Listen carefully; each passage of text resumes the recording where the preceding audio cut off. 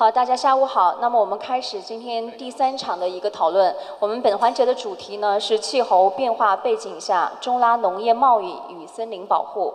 那么为了这个主题，我们邀请了6位专家进行分享。第一位呢是来自巴西米纳斯吉拉斯联邦大学的 Professor Ronnie。第二位呢也是同样来自巴西米纳斯吉拉斯联邦大学的 Professor Sonia。第3位呢是来自联合国环境规划署的 Jane Amersdale。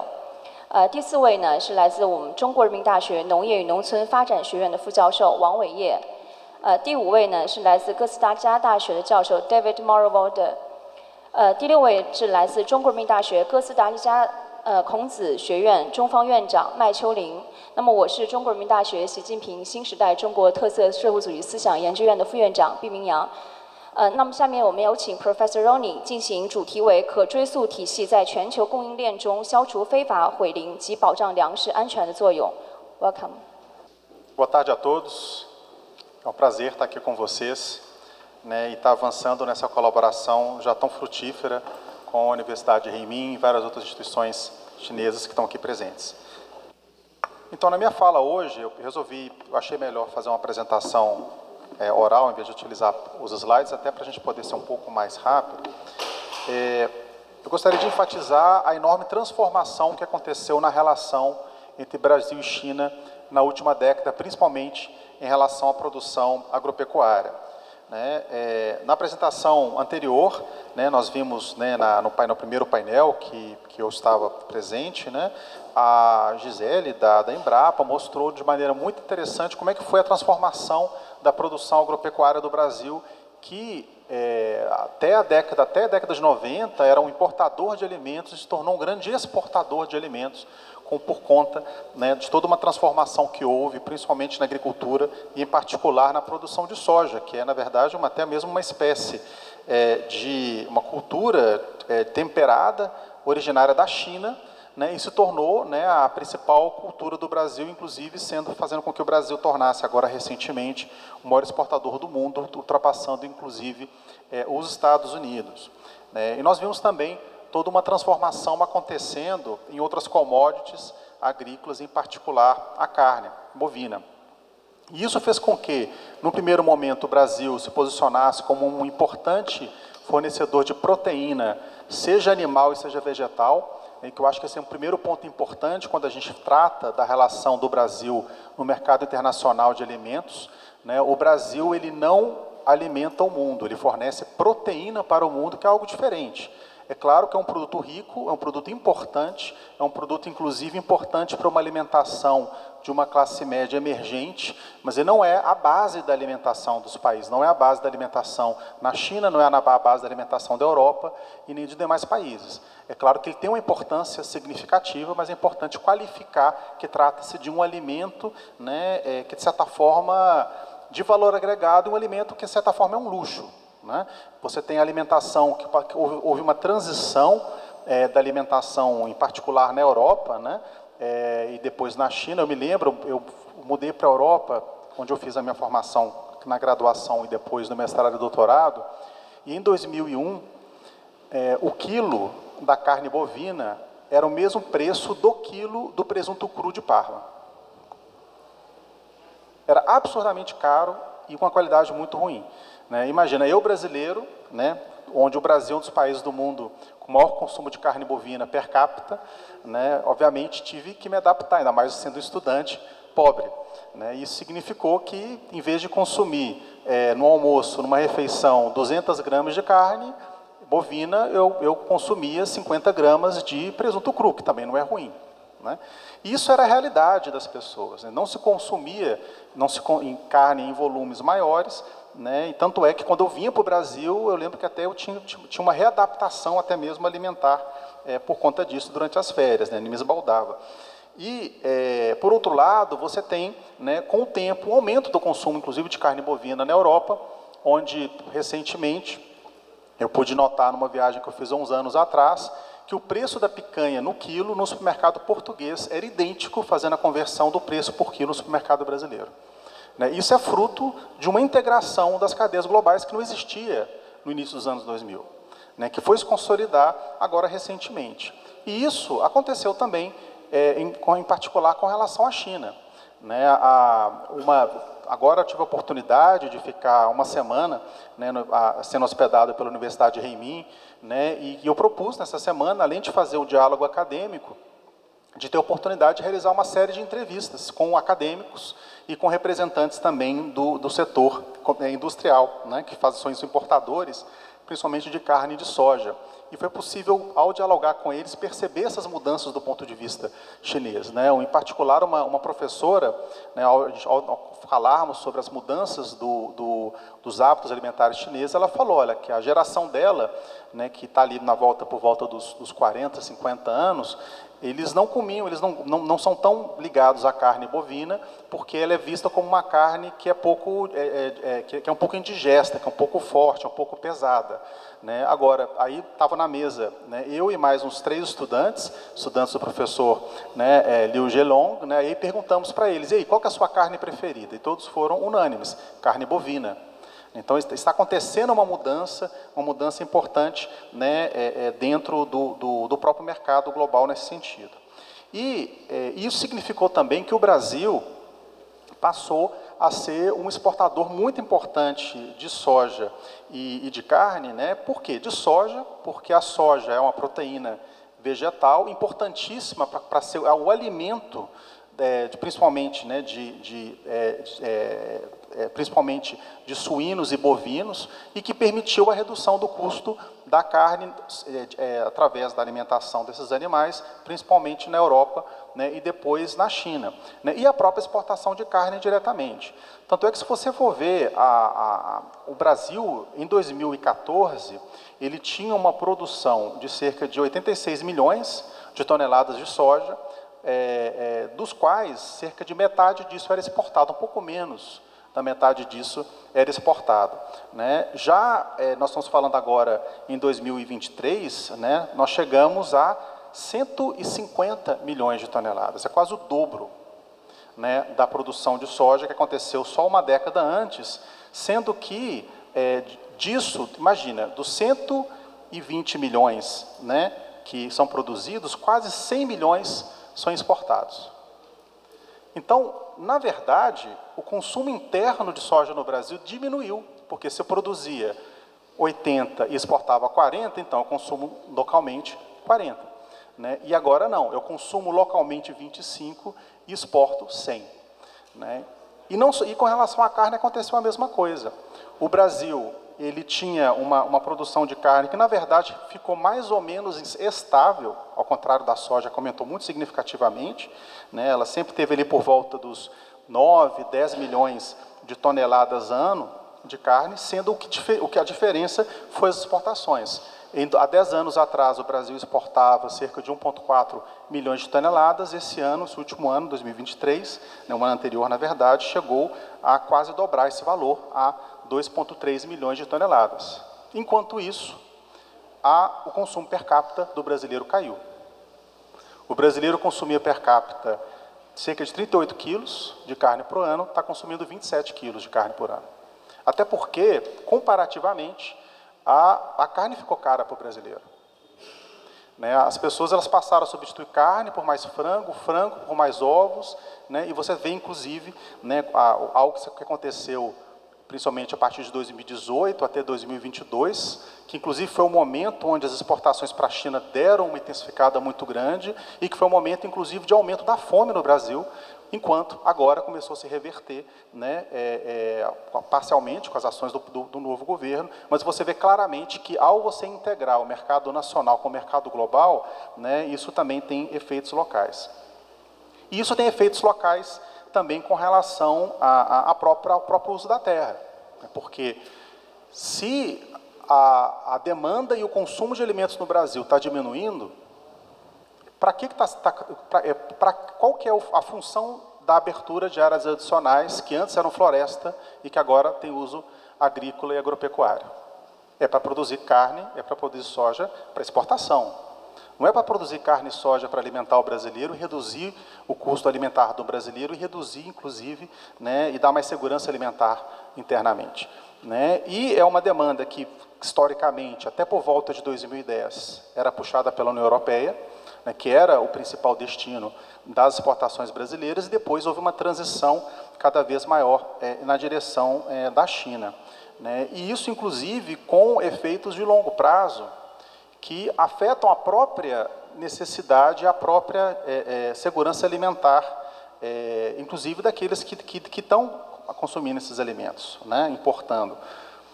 Nós realizamos uma pesquisa na UFMG, liderada pelo colega Britaldo Soares Filho e pelo Argemiro Leite, que utilizou dados históricos, meteorológicos, para poder avaliar, primeiro, qual que era o efeito das mudanças climáticas globais na distribuição e na quantidade de chuva voltada principalmente na região da Amazônia e do Cerrado, separando, portanto, o efeito das mudanças climáticas globais dos efeitos locais do desmatamento.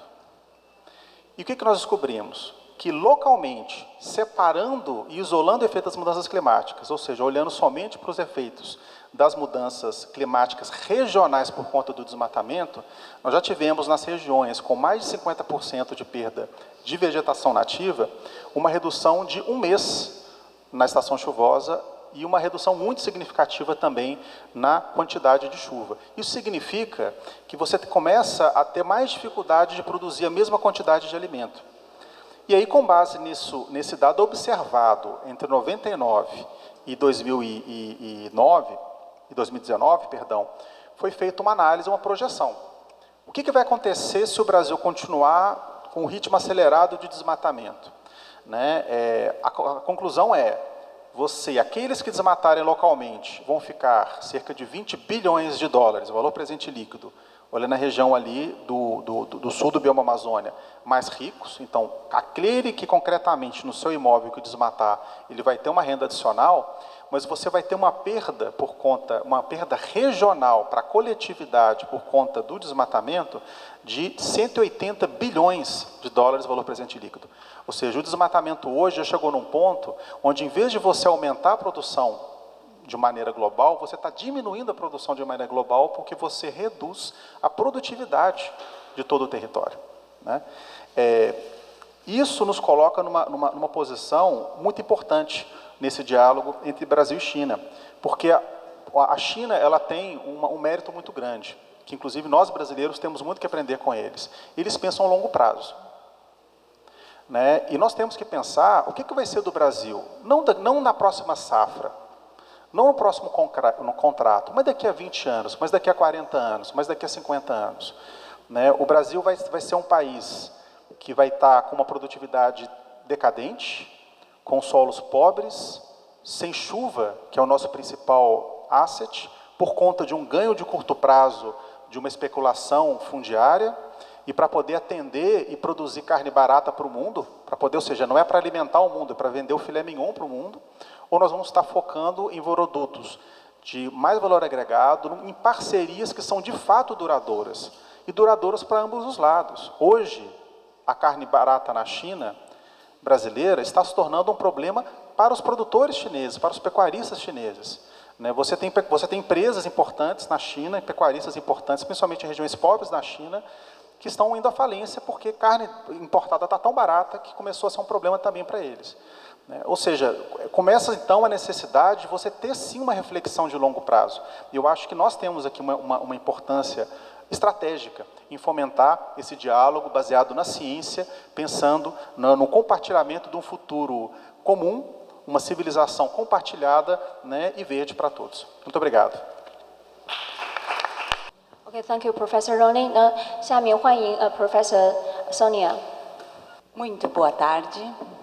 Sônia Carvalho Ribeiro, professora do Departamento de Cartografia da Universidade Federal de Minas Gerais.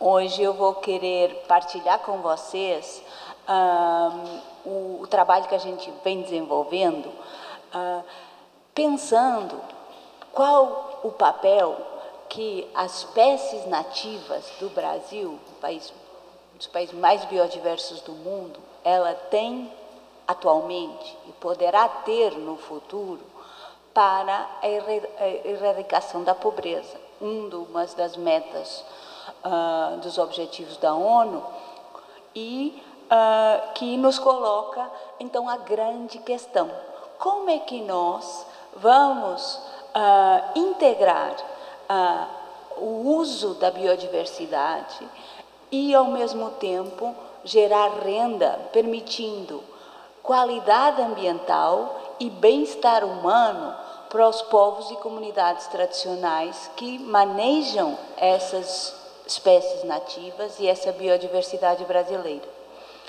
O Brasil possui mais de 50 mil espécies nativas, das quais 30 mil são endêmicas. E isso é o que nós sabemos, mas muito nós desconhecemos. Para além disso, associado a esse patrimônio genético, existe um vasto conhecimento tradicional associado ao uso dessas espécies, que foi mantendo essa biodiversidade que nós aprendemos ao longo dos tempos, que não é apenas natural, ela está associada a povos e comunidades tradicionais no Brasil. Sem sombra de dúvidas que o uso das espécies nativas, ele contribui para a erradicação da pobreza no Brasil. Ela tem uma importância da subsistência, é uma safe net. Sabemos que essas espécies, elas produzem alimento, fazem parte do patrimônio cultural, religioso. Então, muito mais do que renda, as espécies nativas, elas têm associados um vasto conjunto de benefícios gerados à sociedade. O que a literatura científica nos vem dizendo é que, muito mais do que geração de renda para as comunidades que detêm o conhecimento e lidam com o patrimônio genético, essas espécies, elas trazem bens ambientais para a sociedade em geral, muito mais do que a renda que ela vem gerando para essas comunidades. Então, temos aqui um desafio. Como é que o uso da grande biodiversidade brasileira pode ajudar a ultrapassar os problemas de inequalidade, como o Jin Long falou hoje de manhã, e a questão do segurança alimentar e erradicação da pobreza?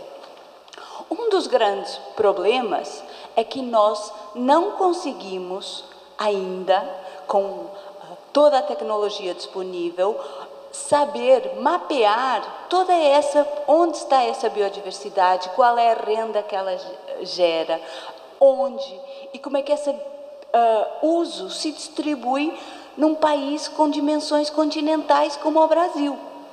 Então, o que nós vemos realizando no UFMG é tentando, com dados limitados, com problemas, lacunas de conhecimento, tentar mapear qual pode ser a renda que essa biodiversidade está gerando para aquelas comunidades locais, de forma espacialmente explícita, nos diferentes comunidades do bioma. Então, sem sombra de dúvidas que ela contribui para a erradicação da pobreza, mas as formas em que faz são diferentes. Elas entram em cadeias de commodities, dos 5 grandes produtos que eu vou falar hoje, que são os produtos que nós temos mais dado. Castanha, borracha, açaí, são 3 exemplos endêmicos de produtos da sociobiodiversidade amazônica. E vamos falar também da biodiversidade do cerrado, que ainda que menos popular do que a biodiversidade da Amazônia, ela vem ganhando destaque ao longo dos tempos. Então, essa questão do uso da biodiversidade, ela foi usando diferentes conceitos, desde produtos florestais não madeireiros, sociobiodiversidade, agora bioeconomia da sociobiodiversidade. Mas o grande objetivo é mesmo saber como é que ela pode ultrapassar essas dificuldades em gerar renda para essas comunidades. E tem um conjunto, um vasto legado de organizações produtivas que estão no terreno fazendo um trabalho sério de valorização desses produtos, sendo uma opção, outra opção para além das commodities, fazer cadeias curtas de produtos, comercialização nos próprios locais da produção.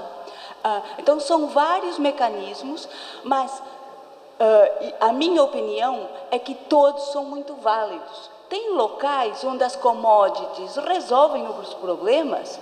Ótimo, vamos trabalhar como é que essas produção de commodities podem ser mais sustentáveis.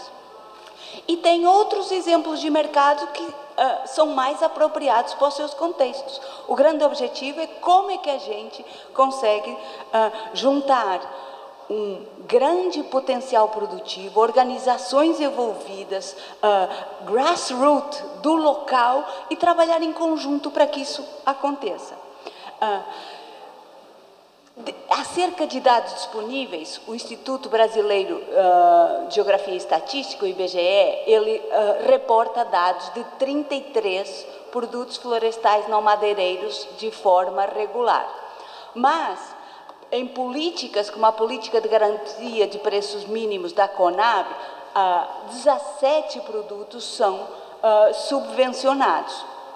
A Companhia Nacional de Abastecimento, ela tem um trabalho conjuntamente com a UFMG, onde a gente pretende mapear desde a produção até os mercados de cada produto, no seu contexto regional, para tentar estabelecer esses elos entre produção e mercado, e entre mercados e produção.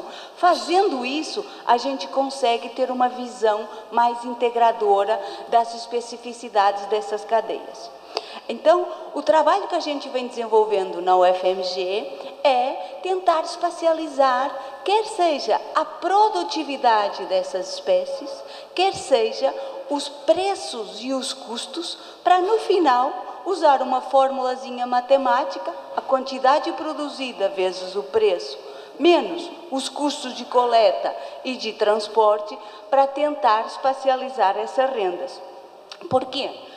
Ainda que nós saibamos que colocar no mapa uma renda que pode parecer que é muito pequena, que não contribui, é importante mostrar que a renda é apenas uma parte de tudo que aquela floresta faz em pé. Mas o que fica na mão dessas comunidades é uma ínfima parte do valor que ela tem. E é função da sociedade em geral estimular arranjos produtivos que remunerem aqueles que oferecem esses serviços.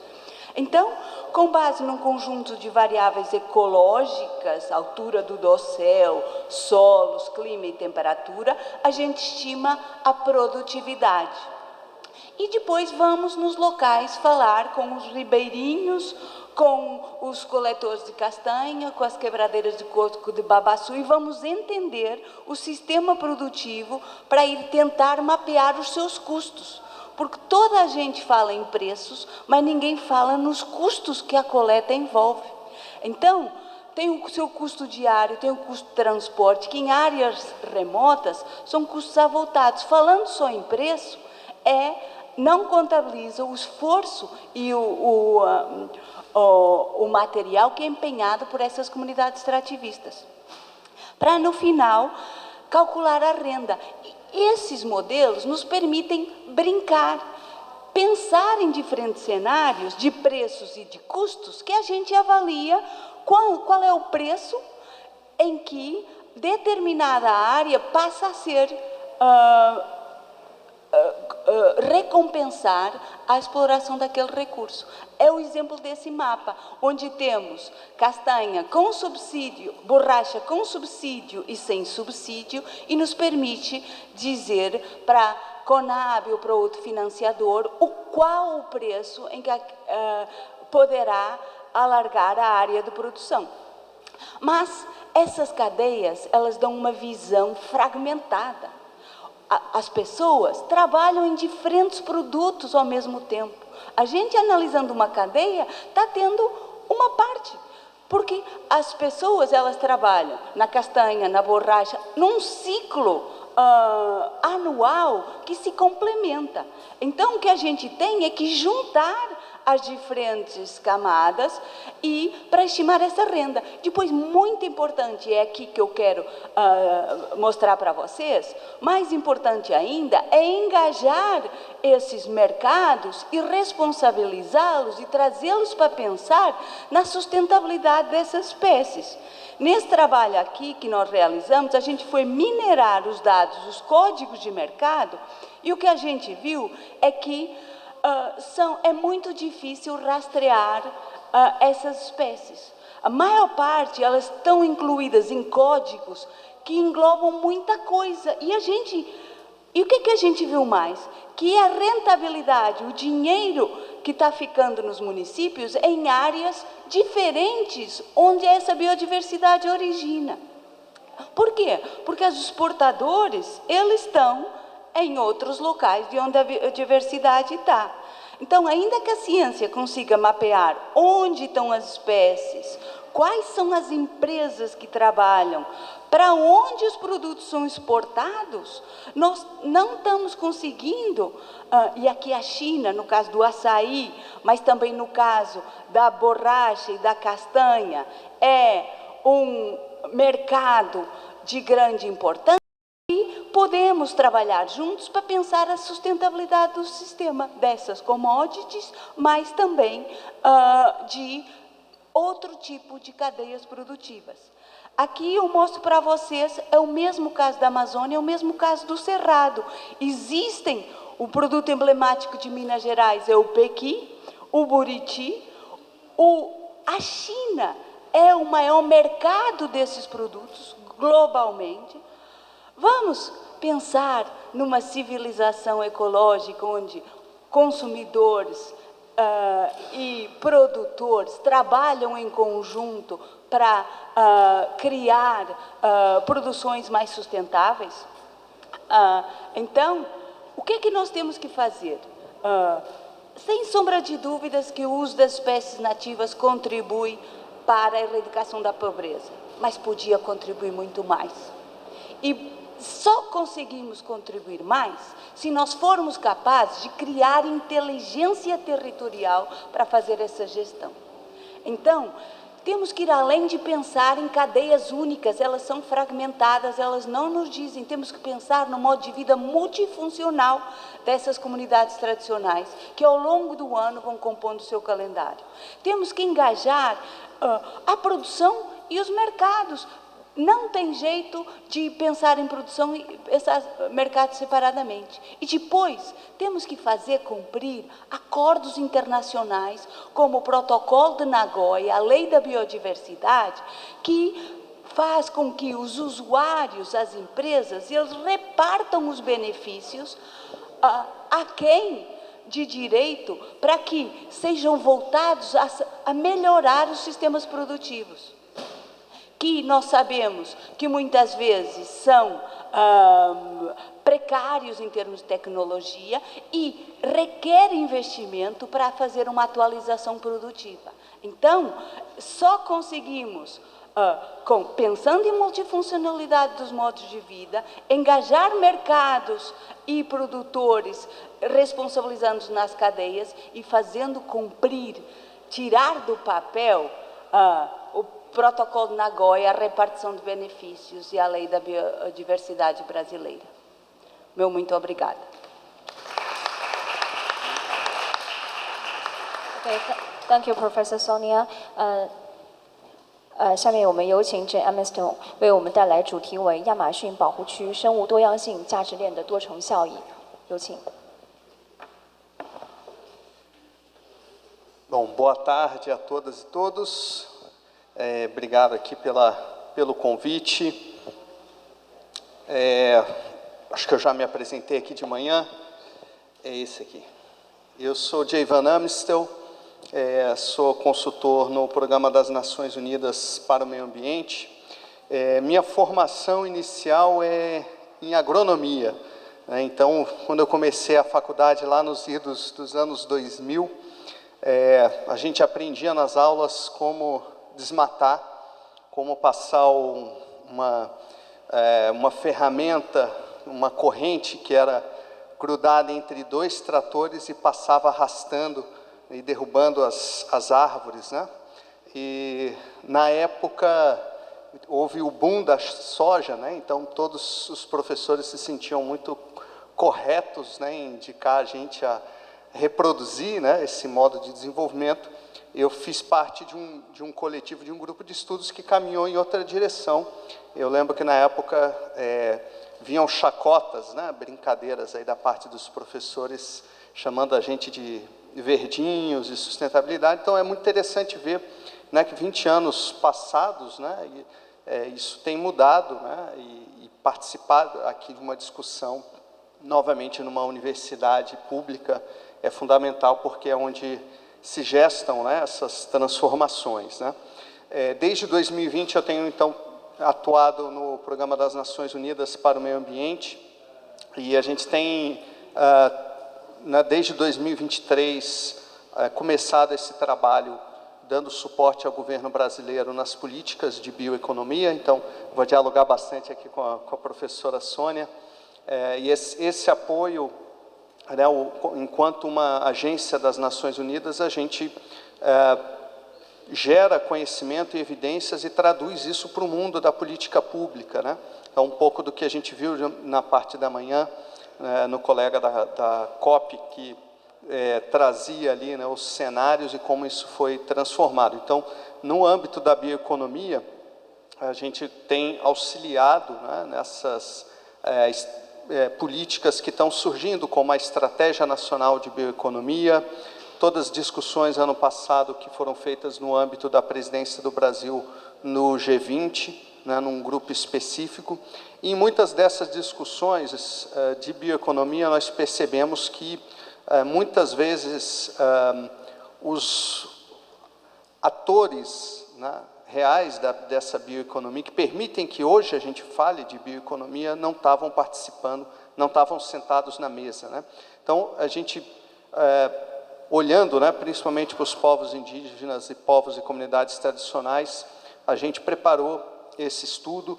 Eu vou apresentar aqui para vocês hoje. É um estudo inicial, né, um primeiro pontapé. Existem muitas outras instituições no Brasil hoje que estão se debruçando, né, sobre as cadeias de valor da floresta em pé. Esse aqui é mais um deles, né? E por que isso é importante, né? Se a gente olha para o contexto amazônico, a gente tem 30 milhões de pessoas morando na Amazônia brasileira, tá?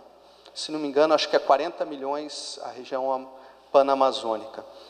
E 30%, em torno de 30%, estão abaixo da linha da pobreza, né?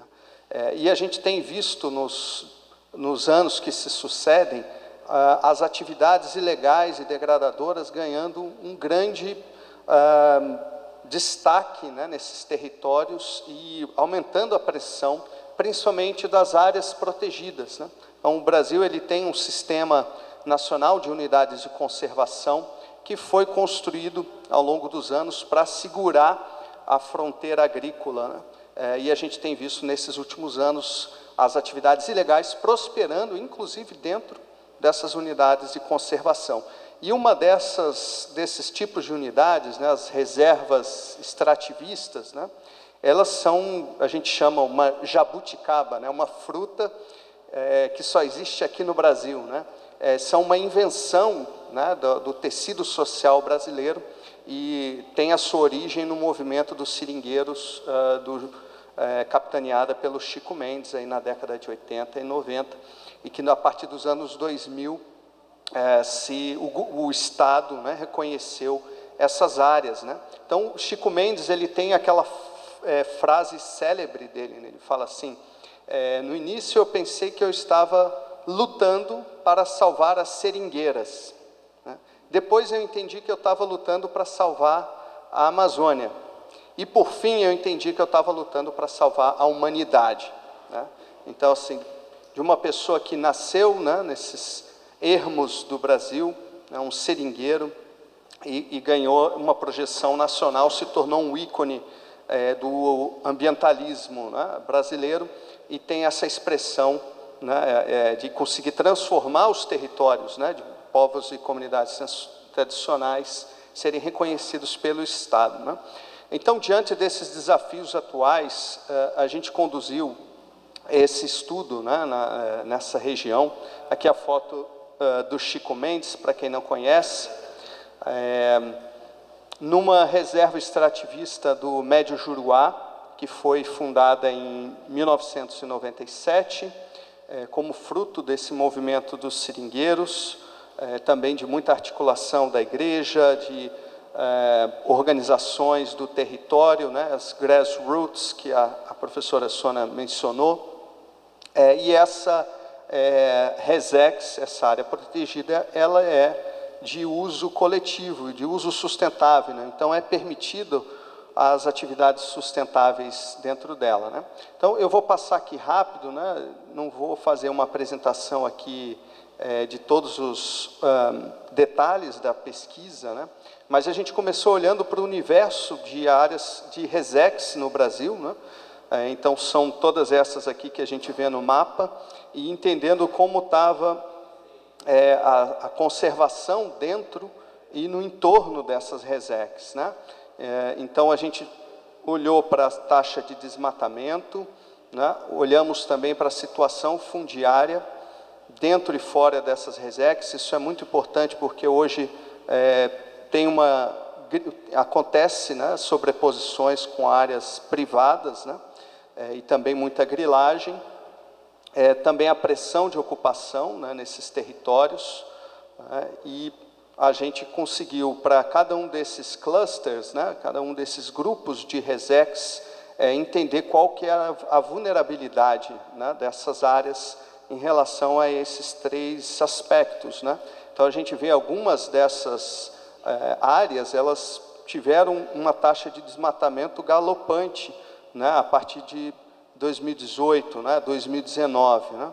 Outras conseguiram manter ali constante, né? Isso tem a ver com a morfologia, né, do desmatamento no Brasil, né, que tinha esse formato de arco, né, e passa depois a assumir um formato de queijo suíço, né, cheio de buraquinhos, né? Então, a Amazônia se fragmentando cada vez mais, né, enquanto bioma, né? Eu vou passar um pouquinho rápido aqui para já entrar nesse slide de sínteses, né? Então, hoje a gente tem esse raio-x, né, de como estão essas áreas protegidas, né, essas reservas de uso sustentável, né, em termos das vulnerabilidades que esses territórios estão enfrentando, o seu entorno imediato, né, também, que é muito importante, porque justamente essas áreas, elas são permeáveis às atividades que acontecem no entorno delas, né? Então, isso foi algo importante, né, que a gente descobriu. E a outra metade desse estudo, ele focou nessa região do Médio Juruá, onde tem um caso de sucesso, né, onde a gente pode dizer que nessa região a floresta em pé vale mais do que ela cortada, né? E eu acho que isso é um ponto importante, né? A gente está se provocando aqui hoje, né, em pensar a nível de civilização, né? No Brasil a gente talvez não seja tão acostumado, né? Tivemos alguns intelectuais que caminharam nesse sentido, mas talvez tenha ficado um pouco restrito à década de 50, alguma coisa na década de 90, mas eu acho que a gente tem sim, né, uma civilização que vive nessas florestas, né? Talvez eles não estejam aqui presentes aqui hoje, né, ou não tenham os meios, né, para se fazer presente, mas a gente tem vamos dizer assim, um repositório imenso para pensar isso, né? E esse estudo de caso, ele se deteve a sistematizar, então, né, qual que era performance, né, econômica, mas também contando aqui o capital natural e social dessas regiões, né, entendendo que não são cadeias, né, compartimentalizadas, mas são parte de um modo de vida, né, onde essas populações, elas, ao longo do ano, e de acordo com o calendário e sazonalidade, elas se ocupam em diferentes atividades, e também vão se ocupar em função dos estímulos que elas recebem, né? Por exemplo, a cadeia da borracha, nessa região, estava recebendo um valor por pagamento dos serviços ambientais, né? Então, na manhã, o colega aqui, o Jae Young, apresentou os pagamentos, né, por serviços ecossistêmicos, né? Em uma modalidade que é uma modalidade que ela é incorporada dentro do preço que a empresa que compra a borracha paga mais. E como a professora Sônia apresentou, isso muda completamente, né, o mapa ali de disponibilidade, né, professor? Desculpa se eu não estou usando aqui exatamente o seu termo, né? Mas eles passam a explorar a borracha por ter esse PSA, né, esse pagamento a mais, né? Temos também as cadeias de óleos, né? Acho que essa é uma das que tem maior potencial para expandir, né? E todas elas fazem parte, compõem parte da renda, né, dessas populações. Talvez o pirarucu, né, seja o mais importante, né, por essa região está começando a exportar o pirarucu e conseguir pagar de 2 a 3 vezes mais, né, do que os outros agregadores na região, e a farinha de mandioca, né, como fonte importante da subsistência, né? Então, muito importante também para as populações locais, né, para a segurança alimentar e nutricional delas, né? Então, esse aqui é um pouco da foto do arranjo produtivo, nesse sentido menos compartimentalizado, né, que a professora Sônia propõe, né, de a gente olhar, né, para esse arranjo que se constrói entre a comunidade, né, o povo que mora ali no território, o setor privado, né, onde que ele se encaixa, e o setor público também. Então, quais são essas políticas públicas que estão entrando no território? Então, é de extrema importância para eles, por exemplo, os programas de transferência de renda, como o Bolsa Família ou Bolsa Verde, né? Isso representa metade da renda, em média, né? Metade da renda dessas populações, né? Todo o processo de adicionar valor a esses produtos, né? Através do processamento, todo o arranjo montado para superar os problemas de logística que as longas distâncias amazônicas impõem. Por exemplo, não existe estrada para chegar nesse local. São 2 dias e meio de barco para você chegar de Manaus, que é a capital amazônica, até essa região. 2 dias num barco sem acesso à internet, né? Como é que você escoa a produção, né, dessa região? E, principalmente, a promoção do acesso aos mercados, né?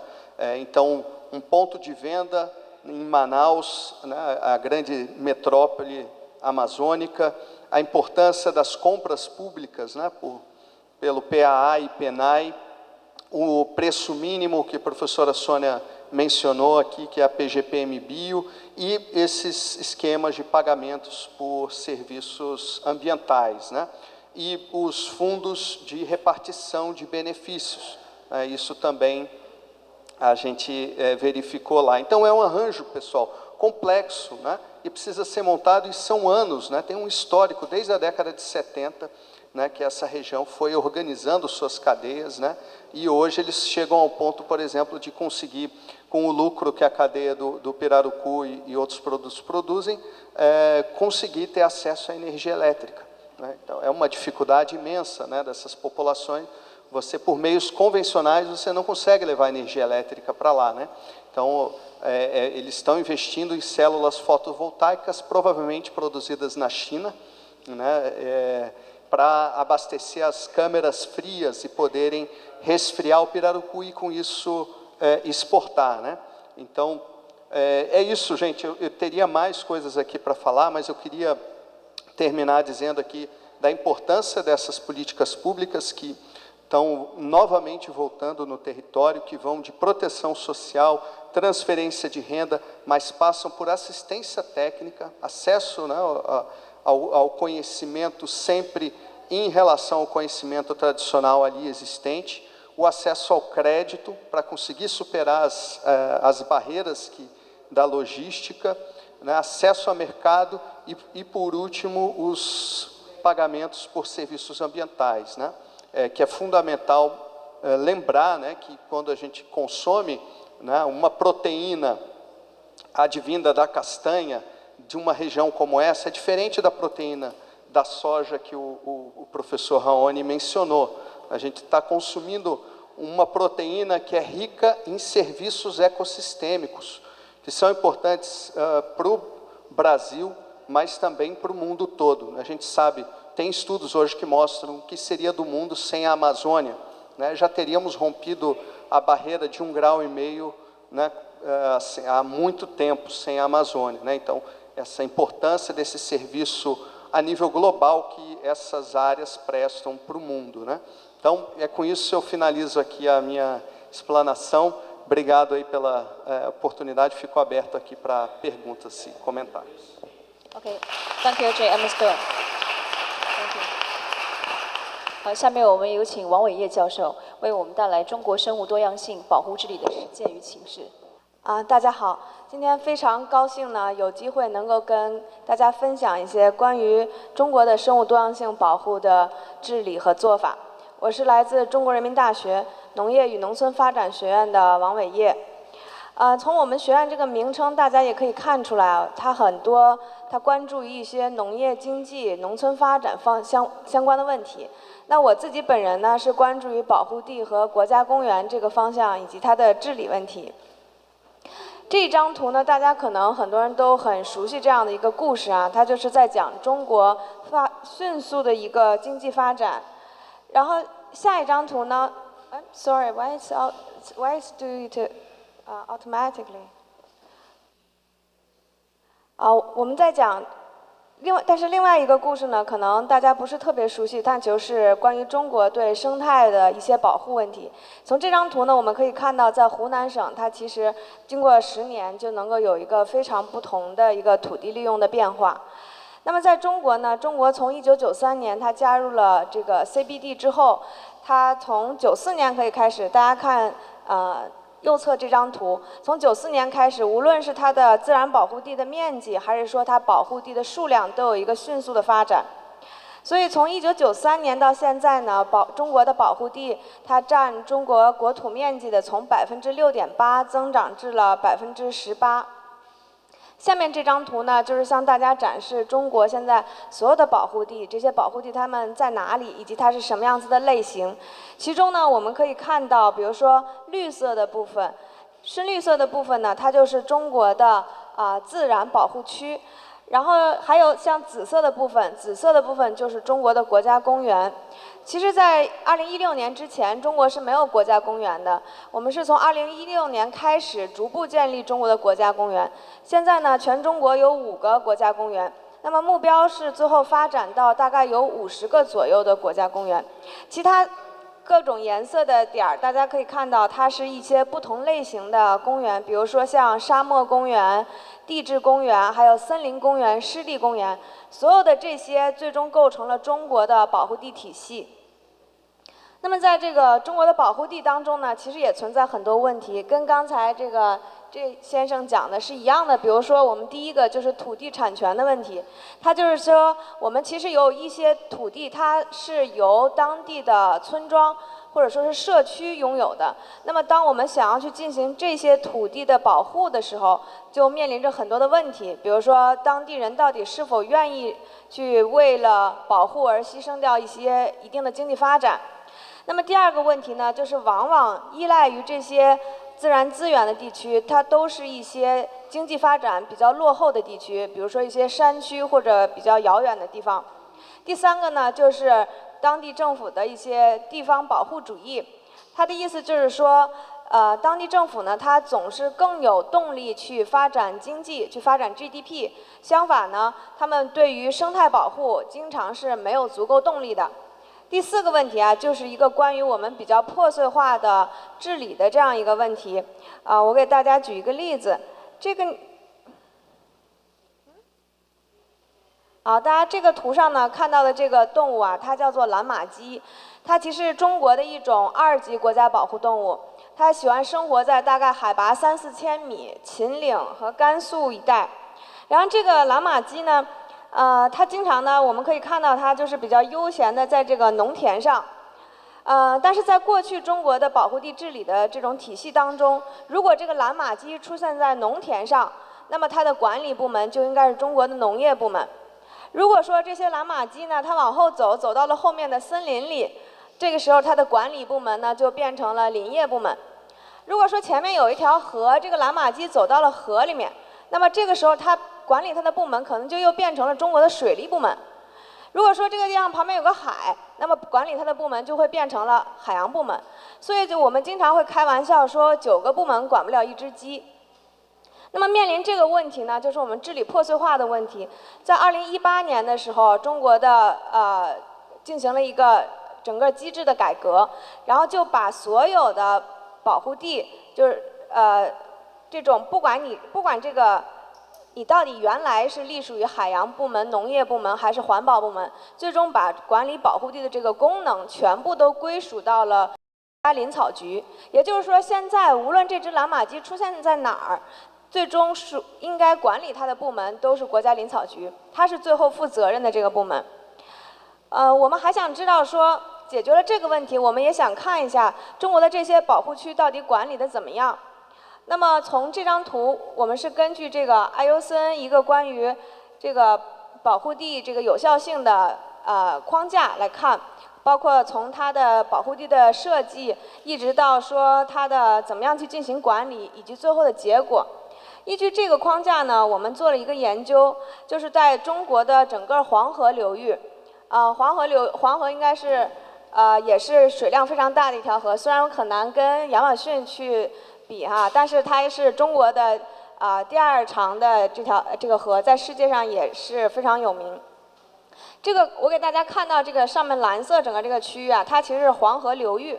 在这个流域里面呢，总共有49个国家级的保护区。49个国家级保护区，我们就对每一个保护区都进行了一定的调研。我们访问了每一个保护区。这个呢，从这张结果，我们想给大家看的是，我们收集了这些保护区他们近过去一些年的资金状况。那么大家就可以看到，其实这里面像这个第44号保护区，它在过去的3年，其实它收到了143 million 的这个美元的政府的资金，但是实际上保护这个收到最少的这个呢，应该是41号，它大概只收到了这个37000美金所有的政府资金。所以这就想告诉大家，其实我们在中国的保护区里面，虽然都是国家级的自然保护区，但他们在管理的投入和水平上面差距是非常大的。我这张图我就不再细的往下讲，其实除了资金，在人力人员上，包括能力建设上、基础设施上都有很大的差距。那么最后我想讲呢，就是说我们实际上全球是最终希望能够达到统一的这种更高一级别的目标，就是我们希望能够保护全球的生物多样性。那么对于这个CBD 强调的这种生物多样性保护的3030的目标呢，我们也知道，如果我们仅仅是说把中国的保护地做好，其实是没办法达到这个目标的。所以我们会看我们在生物多样性保护当中很大的一个问题，就是生物多样性的这个保护泄露的问题。意思就是说，当我保护了 A 地区的时候，那么其实从需求的角度来讲，我的整个的不管是食物还是其他，我的需求没有减少，那么就意味着 A 地的保护其实导致了 B 地的一些破坏。那么我们这个其实也就是我们今天想谈论的，跟巴西的很多学者一起聊的，关于如果中国的保护是否有可能造成一定泄漏，最后导致说巴西的这个可能有更多的土地变成了农业的用地。那我们也希望从整个这个全球的产业链的这个角度进行一定的提升，来最终使得可以达到一个生物多样性保护的全球目标。最后呢，这个是我们之前做的一些相关的研究，其实就是涉及到我刚才说的中国保护地它可能管理的曾经有4方面的问题，以及这4方面它现在的一些状况和一些提升。好。我就介绍到这里，谢谢大家。好的，谢谢王伟业教授。下面我们有请Mauro Valverde 教授为我们带来从农业边界退缩到再生景观，基于战略农场架构的森林恢复与生物多样性的修复框架。Welcome you. Thank you very much. I'm very pleased to be here in Rio de Janeiro. This is my first time in Brazil. We are very pleased to introduce you an experiment we have done in the 3 past years in Costa Rica. It's called, the experience I'm going to tell you today is the lessons from a Costa Rican pilot transformation model. It's based on a strategic farm architecture and the reseeding of agricultural frontier. Here today we have talked about the agricultural frontier and the past talks of the distinguished expositors. So I'm going to talk to you about this. I'm from University of Costa Rica, and I lead the laboratory of strategic farm architecture and agrotechnological transfer. First of all, here you see the Agromedia. Agromedia is the operation manager of the system of, let me see here, let's see. Okay. Agromedia had declaration of institutional interest from the Universidad of Costa Rica last year. That is a spin-off from the university that right now operates the service of architectural strategic engineering. So we have a basic problem, the global problem. Let's begin with the global challenge. Agricultural expansion remains one of the main drivers of deforestation right now. We have seen today biodiversity loss, rural inequality, and especially in tropical regions, right? In Latin America, livestock systems have historically expanded to increase production, but often at the cost of forest ecosystems. So we ask, can we feed the world without destroying what's left?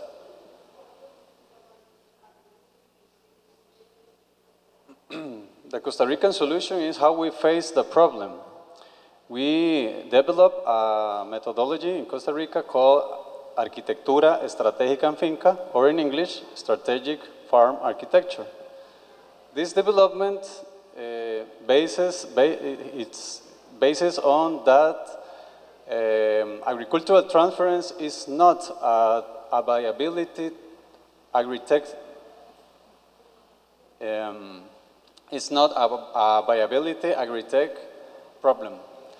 Is transference of agricultural is it's an educational problem. So if you have an educational problem, you have cognitive problems. So with this process, we have to delimit the problem, right? So the global problem is that the continued expansion of the agricultural problem, we drive the deforestation and ecosystem degradation. We have an inefficient land use and declining productivity. You can see in Brazil, the use of land is less than 1 head of cattle per hectare, right? That's a problem that in Latin America it's equal in every country. The countries, it's very difficult that they have more than 1 cow per hectare. So that thrives in the difficult to produce in the same area. So it has inefficient land use and declining productivity. So we redefine livestock landscape with Arquitectura Estratégica en Finca. We can reduce the uses of the pasture lands by 62% using regenerative techniques. But the regenerative techniques are available like 20 years ago, right? But we ask, what is the big problem that there is, right, the technologies, but the farmers don't take them. Like I said, that is a cognitive problem, it's an educative problem. So when you teach to the farmers by the correct way, you can reduce 62% of productivity. Let me show you here. Our answer is a strategic farm architecture we developed at the University of Costa Rica. This model allows farms to produce more while using less land. On average, we reduce pasture use by 62%, freeing large areas for reforestation and biodiversity. At the same time, productivity increased significantly. This solution is implemented through a method we call RIP-AEF, pasture re-engineering. This is a procedure which involves regenerative techniques, but it orders the financial, the information, and the administration structure of the producer. The grassland of the AEF method of grassland reengineering uses bioeconomic diagnosis and farm typification at the first step of this reengineering. We take diagnosis of the producers with some tools that the University of Costa Rica licensed to Agromedia to operate this bioeconomic diagnosis.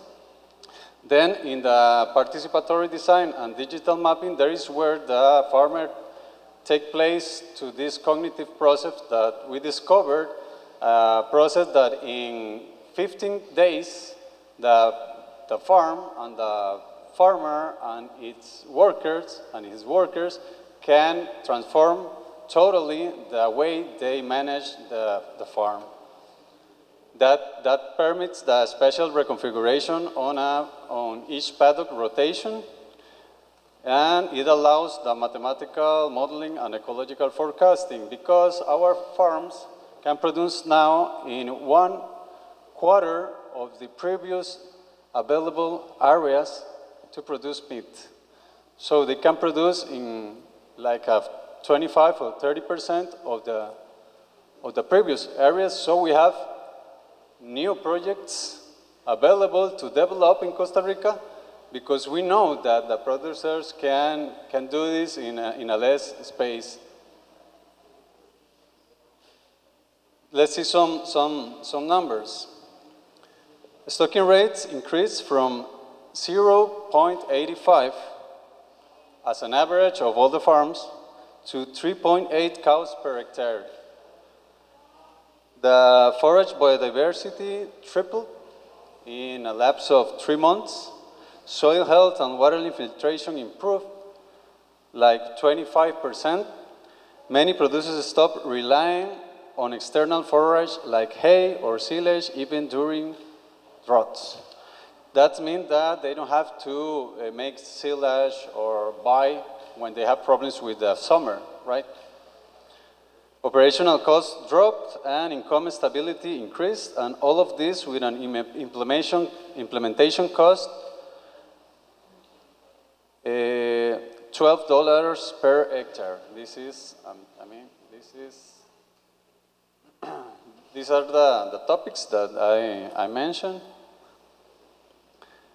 This model supports several global goals.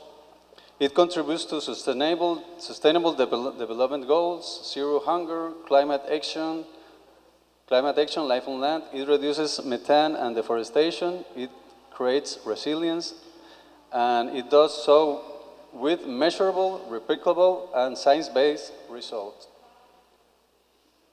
These are the ones I am telling. Scalability and cost, we have already implemented this model in over 25,000 hectares, transforming Costa Rica in a process of 2 years. $14 per hectare is the cost of implementation of this process. It's very cheap. It's not about change in the farm, it's change about the way that people care about their livestock and the way that people and its workers, the tools that they acquire for making these changes on the farms. It's been transferred to other regions through our spin-off company, Agromedia, which is now officially recognized by the University of Costa Rica. The model is affordable, adaptable, and scalable, not only in Latin America, but also in Sub-Saharan Africa and Southeast Asia. All tools and metrics are validated through university research. This scheme of methodology allows, and we are here to propose that we can reply or replicate this experiment in any kind of scenario. We mean tropical scenarios.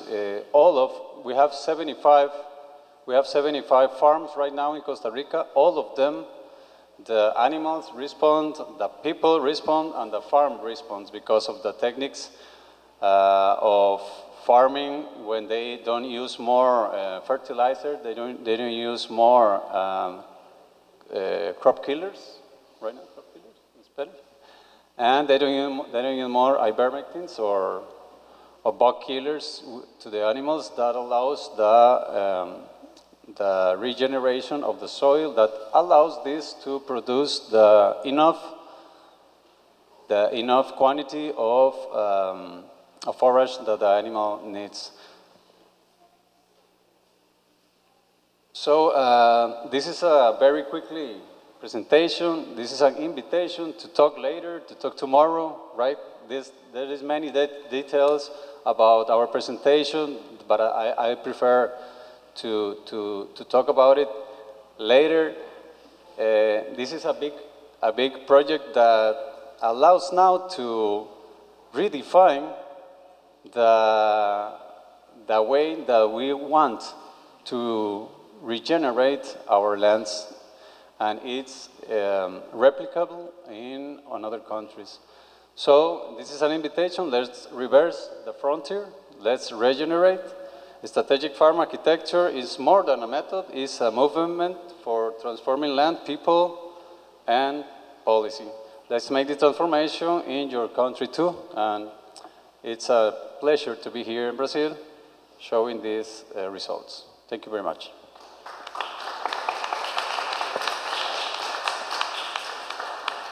Okay, thank you, Professor Valverde.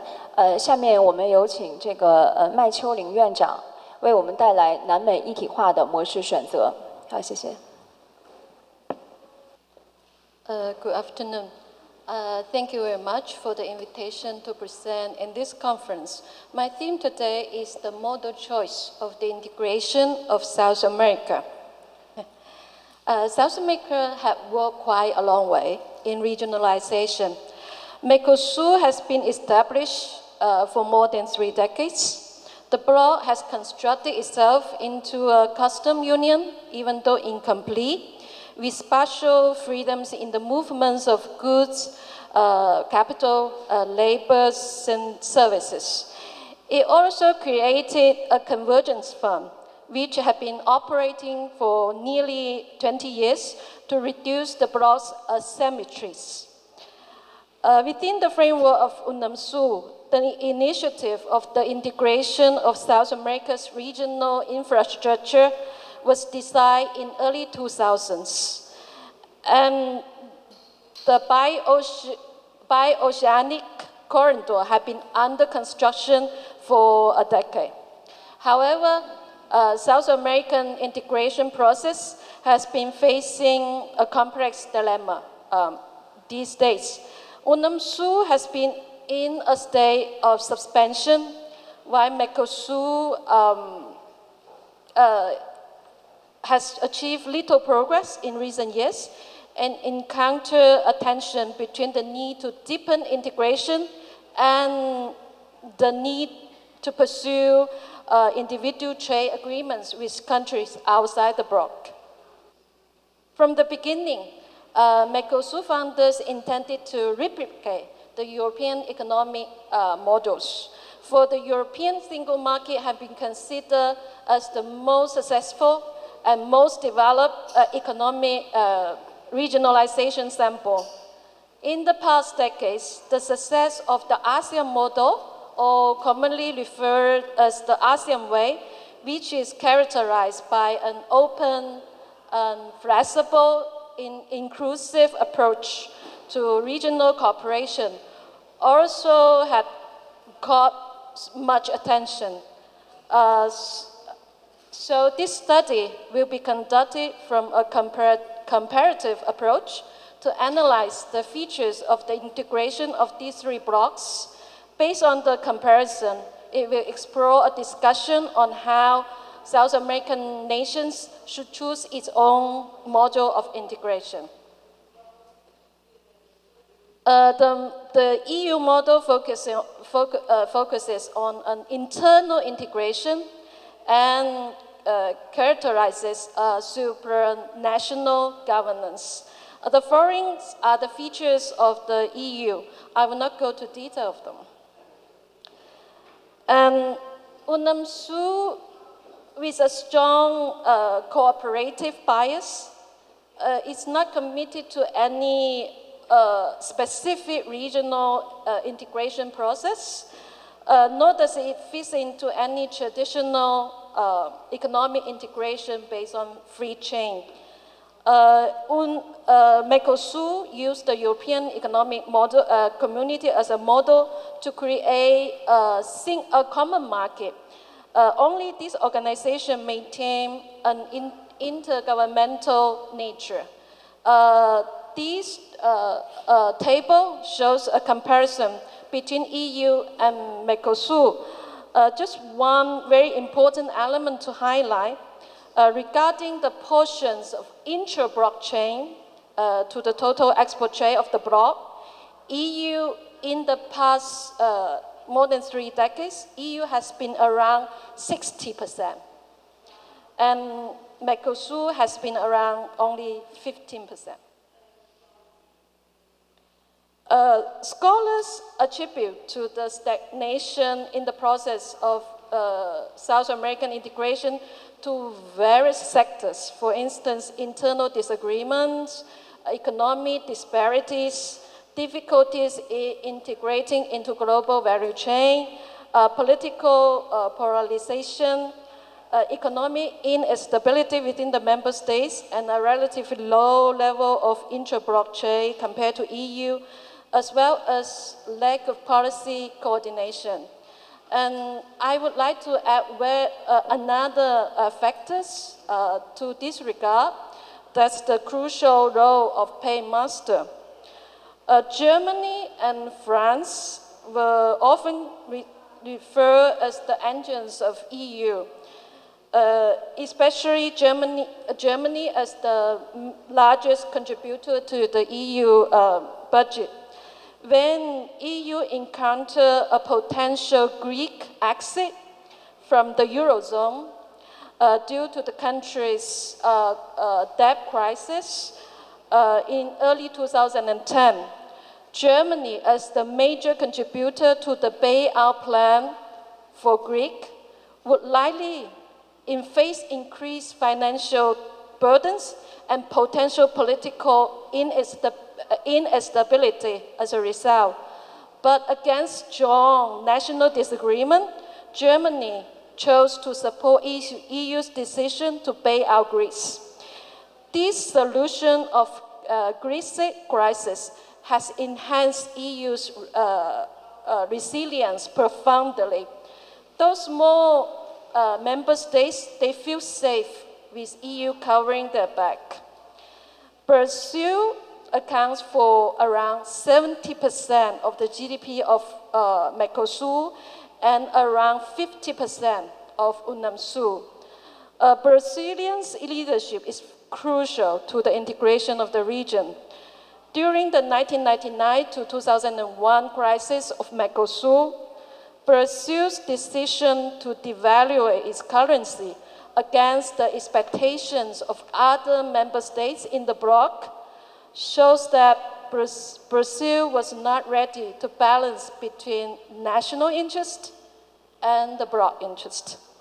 This action directly led to increased trade tensions and protectionism within the bloc, and it also laid the root of mistrust and later doubts on the excessive size of the Brazilian economy and the advocacies for the establishment of economic defense mechanism in relation with the larger neighbor. Of course, until 2006, Brazil assumed its role as a paymaster through the creation of Structural Convergence Fund. On the other hand, in terms of Mercosur, Brazil's weighing between advocating to return to a free trade zone during the bloc's most critical moments and accepting an incomplete custom union during more favorable times. And in terms of larger range of regionalization, its shift from Mercosur to UNAMSUR and nowadays to SELEC. All this, from my point of view, compromises the resilience of the integration of the bloc.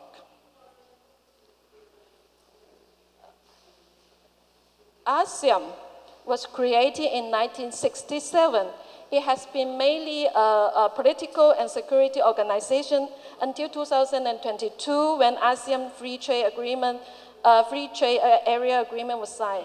Since then, economic integration is the main focus of the organization. Now, ASEAN consists of 10 member states, which are far more heterogeneous in culture, language, religion, even political systems than those countries in South America. Before the elaboration of ASEAN Way, this chart shows the evolution of GDP of Mercosur, UNAMSUR, and ASEAN from 1990 to 2023. In 1990, GDP of total 12 UNAMSUR member states were double of the GDP of total 10 ASEAN countries. And the GDP of 4 original member states of UNAMSUR at the time was 1.5 times of ASEAN. ASEAN excelled Mercosur in 2016 and almost catch up with UNAMSUR in 2022. The features of ASEAN model of integration, or we call it ASEAN Way, are following. The integration of ASEAN is based on free trade. It's never been a custom union. It remains as an intergovernmental framework, and is featured as a very loose alliance, save all member states' obligation toward the others. ASEAN model emphasizes the respect for national sovereignties of its member state, no interference in internal affairs, and peaceful resolution of dispute. And ASEAN allows for flexibility and differentiation, enabling member states to adapt or implement policies in accordance with its own specific national context.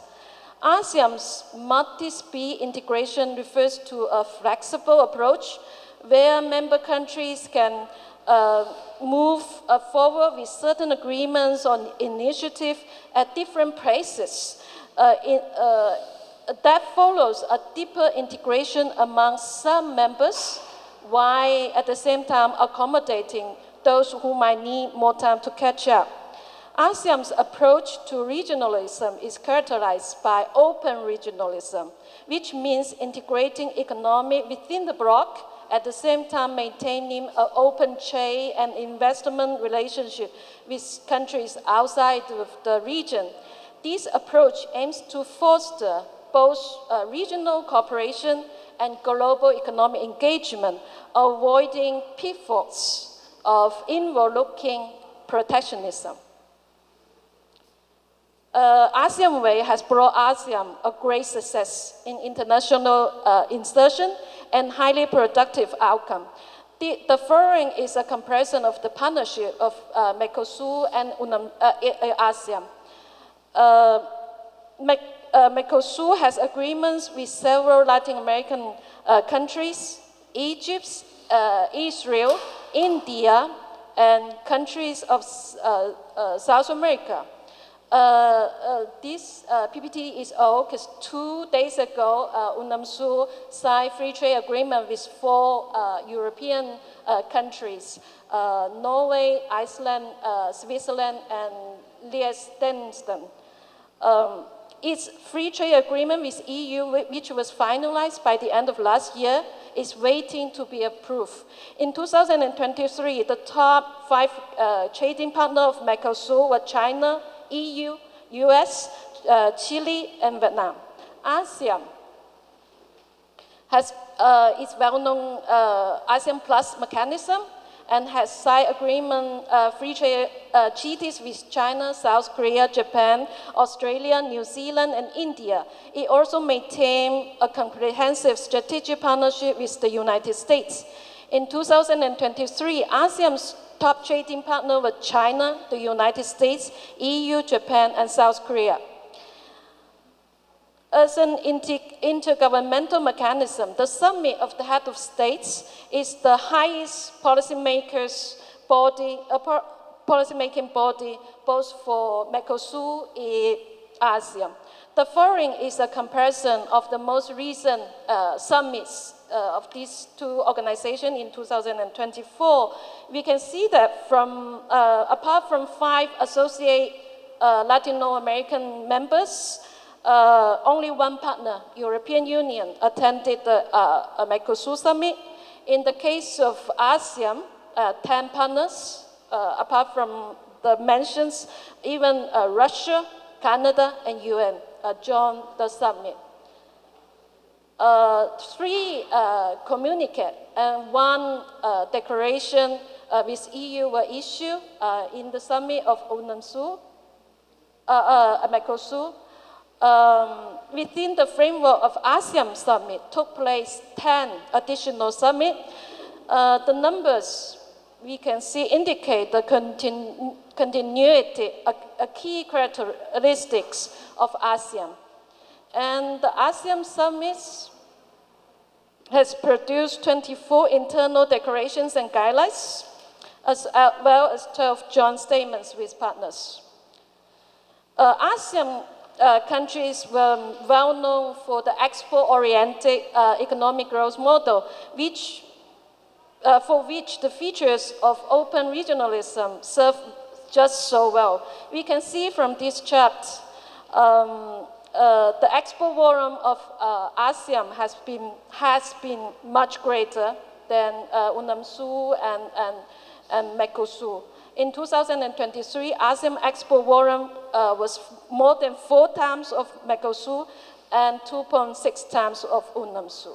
So I would like to come to the last key, how should South America choose its own model of integration. There's key factors, but I just want to emphasize South American integration started with a big ambition, but has been weak in initiative implementation and resilience building. And only along the way of these 2 key actions and with the experience of jointly overcoming crisis, can the true value of regionalization and a proper model of integration be discovered and be reassured. And of course, Brazil is very important And its leadership comes along with obligation to the bloc and also to member states. So its choice is very crucial. And of course, it's very necessary to establish a mindset of broad interest. Thank you. Well, thanks to all speakers. 那么下面我们进入问答环节，因为时间有限，那我们请在会的与会者提出2个问题。第一位，So the first question.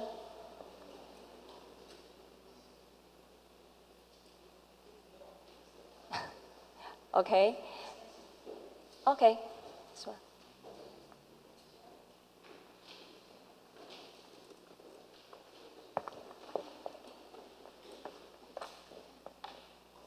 Thank you, everyone, for the wonderful explanations. And I would like to ask what kind of feeling we could nurture in order that all of this that we are speaking about could be fostered, because it requires a state of mind, a mentality. In the history of sciences, we call this history of mentalities, in the sense that some groups or populations unite with each other due to a joint desire. How can we foster and nurture this desire that we go in the same way, since we have seen so many solutions possible, but there are some bottlenecks that impair that we go further? Thank you so much. I don't know who would like to answer to this commentary. Thank you so much to everyone.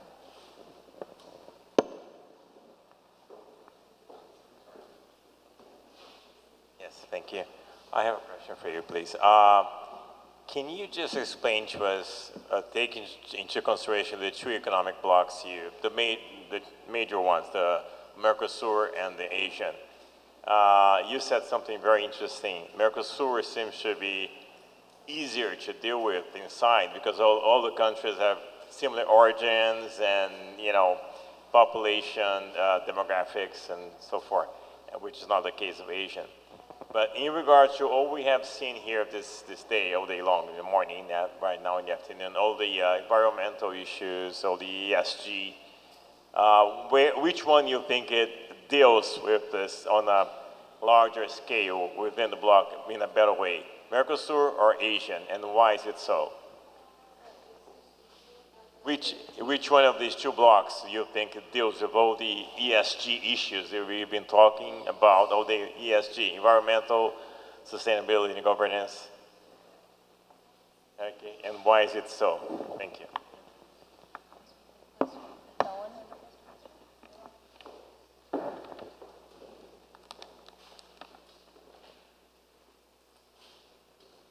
Yeah, I think I may answer in English just to facilitate also here. I think in terms of bottlenecks, I've been going on and off between especially Brazil and Europe and the United States for some time. And of course, you see different levels of understandings and gaps in knowledge, both in terms of what Brazil understands of those countries and vice versa. But there are some overlaps. But in terms of the relation between Brazil and China, the gap is in a completely different scale. Just to give an example, China is saying in its official document that's going to, Brazil is saying so in its official document that is going to increase soy production in 30% in the next 10 years. Why? It's not the Brazilians are going to consume it, it's going to export. Who is going to buy it? Who has bought this in the past? China. China is saying that it's going to reduce imports of soy in the next 10 years. And that's one example. And in the week I've spent in China and the other week I spent with the Chinese colleague here, I've learned so much.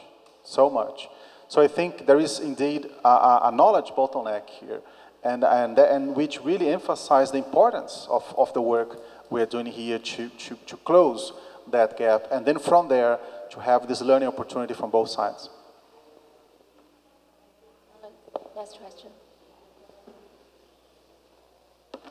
Thank you for the question. First of all, I'm not a scholar specialized in environment protection, so I would like to answer the question from my personal observation. A lot of scholars here today, especially those from China, have shared a lot of policy making, policies and studies about China's scholars in environment protection. But all this, according to my observation, is more in scientific, academic, policy making process field. In media or in local discussion, environmental protection would not be such a fuss in related to economic development. So I would like to say for Asian countries, economic development is the top priority. We do not want to waste too much in the discussion of environmental protection. And on the contrast, when I'm here in this region, I have been working in Costa Rica for 3 years, and I had heard the development of one of the key projects between Costa Rica and China is a road development.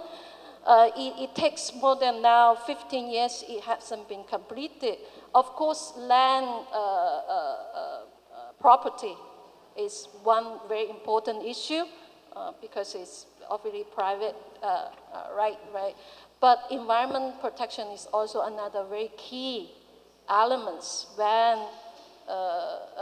Costa Rican governments how to push forward the implementation of this project.